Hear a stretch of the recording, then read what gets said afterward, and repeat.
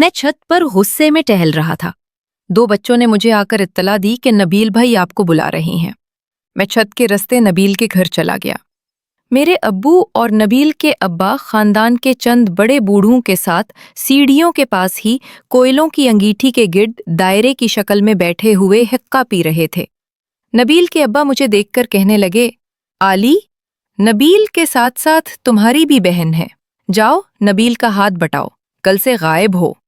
नबील के अब्बा के लहजे में शिकवे के साथ हुक्म भी था। परेशान है बेचारा। वहां से जाते हुए अब्बू की आवाज भी मेरे कान में पड़ी थी। सहन में ही मुझे नबील मिल गया। उसने मुझे गली में से हलीम की देग लाने को कहा।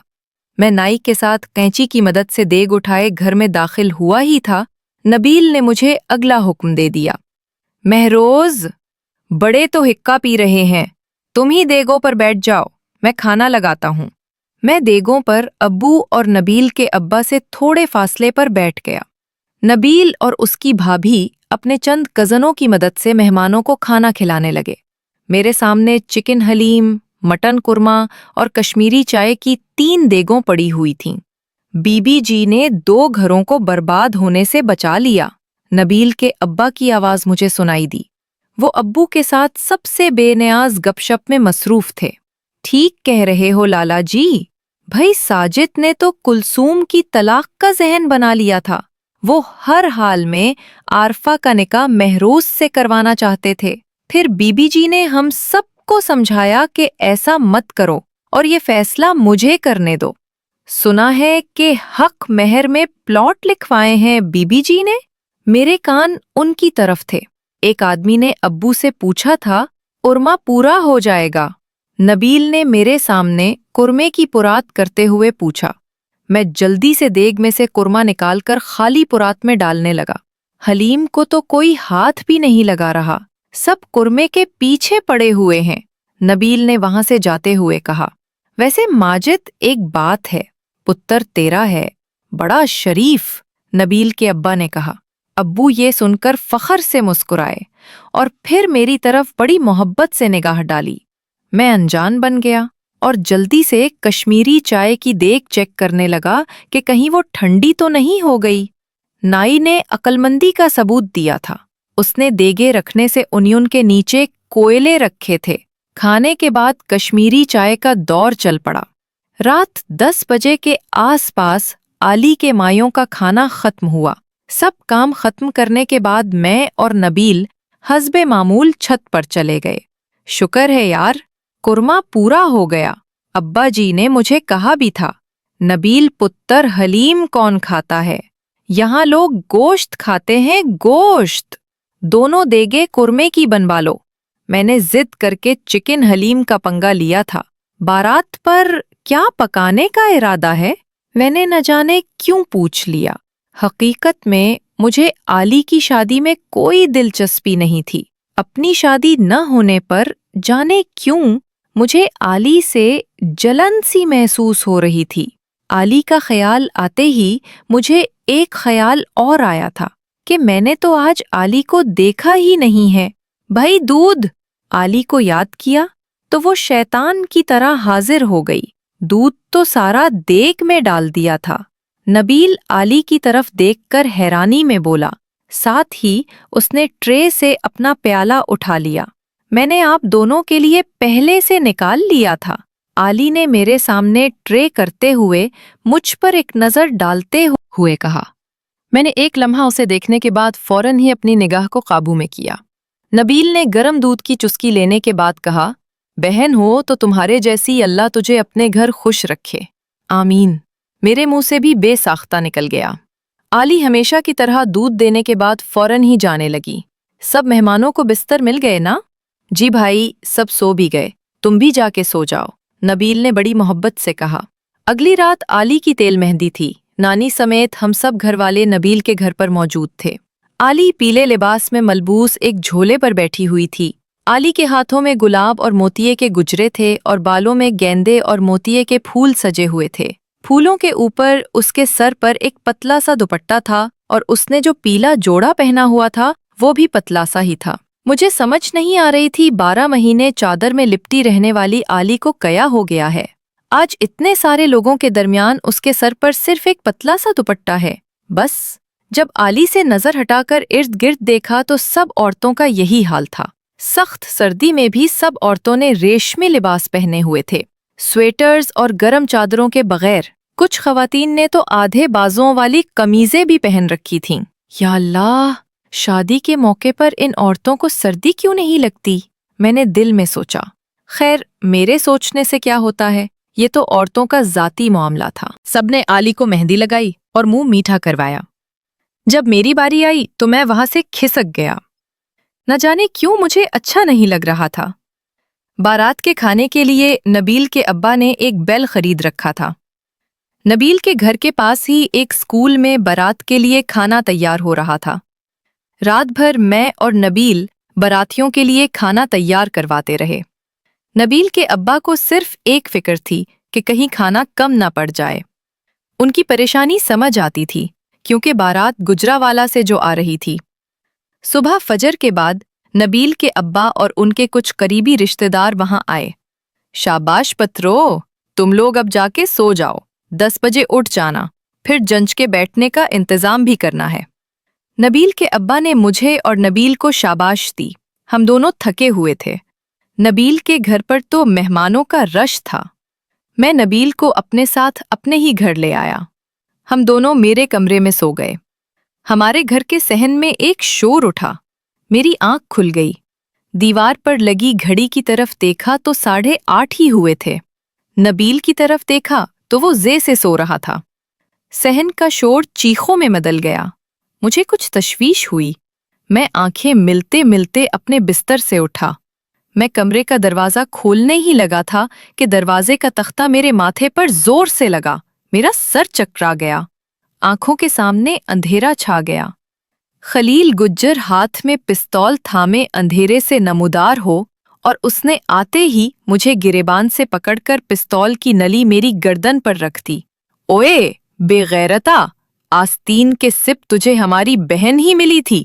میری آنکھوں سے اندھیرا ہٹا تو میں نے دیکھا میری دونوں بہنیں خلیل کی ٹانگوں سے لپٹی ہوئی تھیں اور میری امی خلیل کے آگے ہاتھ جوڑ کر کھڑی تھیں۔ خلیل پتر، معاف کر دے اسے۔ امی جی، آپ کیوں معافی مانگ رہی ہیں؟ مجھ سے اپنی ماں کا رونا نہیں دیکھا گیا۔ اسی دوران نبیل کی آنکھ کھل گئی۔ وہ میرا گریبان اپنے بھائی کے ہاتھ سے چھڑاتے ہوئے چیخا، لالا، خلیل چھوڑ اسے، یہ میرا یار ہے۔ یہ یار نہیں، یار مار ہے، پوچھ اس بے غیرت سے۔ خلیل آنکھوں میں انگارے لیے گر جا۔ کیا پوچھوں؟ نبیل میرے اور اپنے بھائی کے درمیان آتے ہوئے غصے سے چل آیا۔ اس نے ہماری بہن کو کہیں کا نہیں چھوڑا۔ خلیل نے غصے سے نبیل کو دھکا دیا۔ اس دھکے کی وجہ سے میرا گریبان بھی خلیل کے ہاتھ سے چھوٹ گیا۔ نبیل دیوار کے ساتھ گرا اور میں اپنے پلنگ پر۔ خلیل نے مجھ پر پستول تان دی۔ اس سے پہلے کہ خلیل کی چلائی ہوئی گولیاں مجھ تک پہنچتیں، علی مجھ پر ذرہ بن کر تن گئی۔ دونوں گولیاں علی کو لگیں۔ اللہ کی قسم لالا، مہروز بے قصور ہے، مہروز بے قصور ہے، یہ سب ظفروں نے کیا ہے۔ علی کے ہونٹوں پر یہ الفاظ تھے۔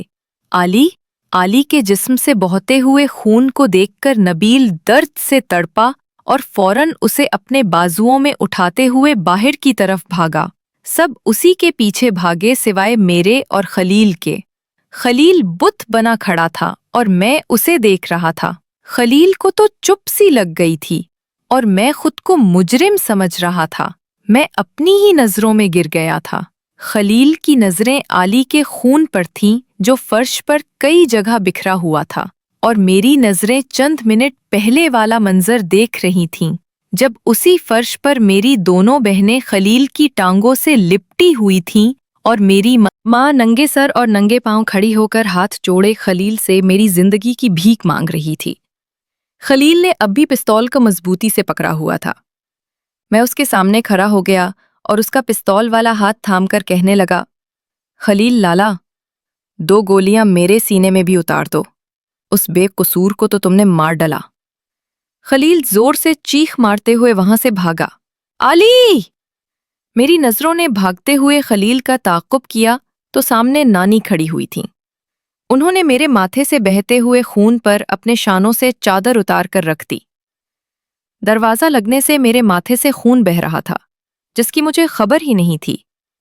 میرے ماتھے سے خون کا ایک قطرہ فرش پر بکھرے ہوئے آلی کے خون پر جا کر گرا اور اس میں گم ہو گیا۔ ماتھے کی مرہم پٹی کے بعد میں ہسپتال جانے لگا تو امی نے مجھے روک لیا۔ مہروز، تم ہسپتال مت جاؤ، خلیل تمہیں بھی قتل کر دے گا۔ عائشہ، جانے دو اسے، نانی نے امی کو حکم دیا۔ کیسے جانے دوں ماں جی؟ میرا ایک ہی بیٹا ہے، جس نے اس کے حصے کی گولیاں اپنے جسم پر کھائی ہیں، وہ بھی ایک ہی ہے۔ نانی نے میری طرف دیکھ کر مجھے کہا، تم جاؤ مہروز۔ میں جانے ہی لگا تھا کہ ابو جی پھولی ہوئی سانس کے ساتھ گھر کے اندر داخل ہوئے۔ مجھے غور سے دیکھنے کے بعد محبت کے ساتھ سینے سے لگا لیا، پھر میرے ماتھے کی چوٹ کو دیکھنے لگے۔ اس کے بعد میرے سارے جسم کا جائزہ لیا۔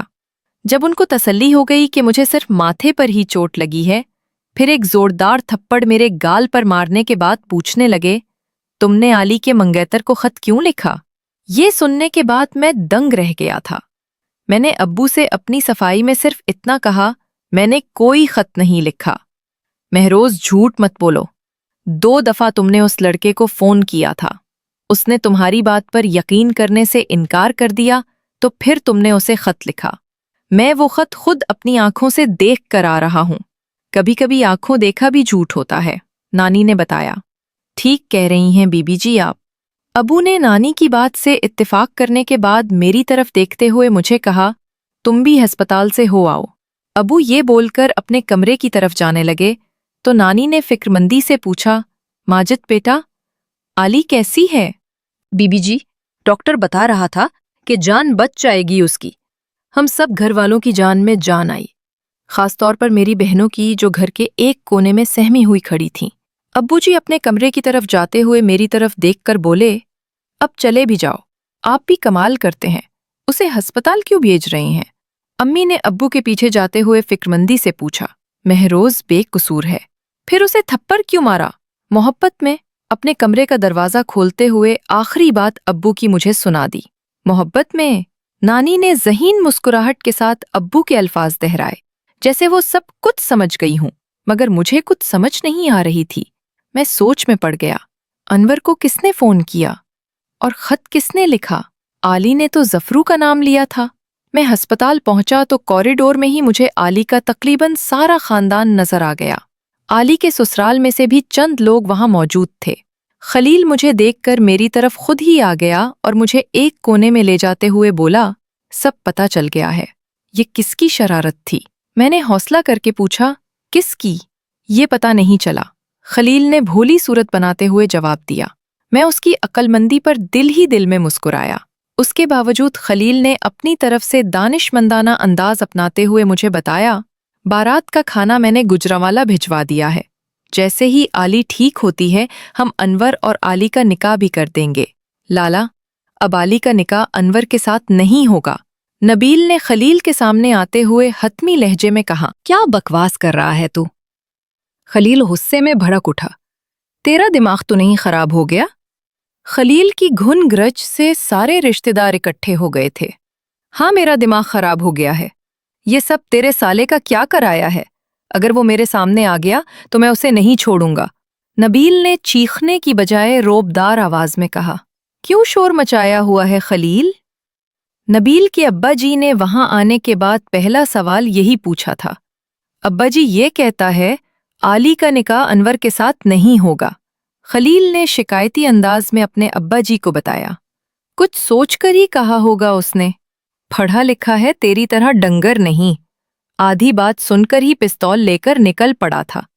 دعا کر میری دھی بچ جائے، اگر اسے کچھ ہو گیا تو باقی گولیاں میں تیرے سینے میں ماروں گا۔ نبیل کے ابا جی نے بڑے ضبط کے ساتھ یہ بات کہی۔ وہ سب کے سامنے رونا نہیں چاہتے تھے۔ نبیل اپنے ابا جی کو وہاں سے لے گیا، باقی رشتہ دار بھی دائیں بائیں ہو گئے۔ آخر میں خلیل اور میں ہی وہاں کھڑے تھے۔ یہ دیکھ کر بھابھی سہرا جلدی سے وہاں آئی اور آتے ہی سرگوشی کے انداز میں خلیل سے کہنے لگی، دماغ تو تیرا خراب ہو گیا ہے خلیل۔ اچھا ہی ہے جو علی کی بارات نہیں آئی۔ अब देखती हूँ कहाँ ब्याहते हैं आली को। तो अपनी बिक बिक बंद कर। तेरा भाई इतना बेगैरत होगा ये मैंने भी नहीं सोचा था। खलील ने सुगरा को घूरी डाली। आंखें मत दिखा, बात को समझ। गुजरांवाला आली की शादी नहीं होगी तो किससे होगी? किससे होगी? खलील ने पूछा। जफरू से। सुगरा ने अपने भाई जफर का नाम लिया तो खलील की आंखें खुल गईं। ये तो मैंने सोचा ही नहीं था। खलील ने सुगरा भाभी को कहर बरसाती नजरों से देखते हुए कहा। महरोज तेरे लाले को बात देर से समझ आती है। सुगरा भाभी ने मेरी तरफ देखकर कहा। जैसे ही सुगरा भाभी ने खलील की तरफ देखा तो खलील ने एक जोर का थप्पड़ सुगरा भाभी के गाल पर रख दिया। सब समझ गया हूं मैं, खलील ने दांत पिसते हुए कहा। सुगरा भाभी हकी भकी अपने गाल पर अपना हाथ रखे हुए खड़ी थी। इससे पहले कि मैं सुगरा भाभी को कोई तसल्ली देता, महरोज, नबील ने मुझे दूर से आवाज दी। हम तीनों ने नबील की तरफ देखा। मैं नबील की तरफ जाने लगा तो सुगरा भाभी ने बुरा सा मुंह बनाते हुए मुझसे दरखास्त की, नबील से कुछ मत कहना महरोज। जी भाभी, मैंने ये कहा और नबील की तरफ चल पड़ा। अगर वीडियो पसंद आए तो बराह करम एना नॉवेल्स के YouTube चैनल को सब्सक्राइब करें।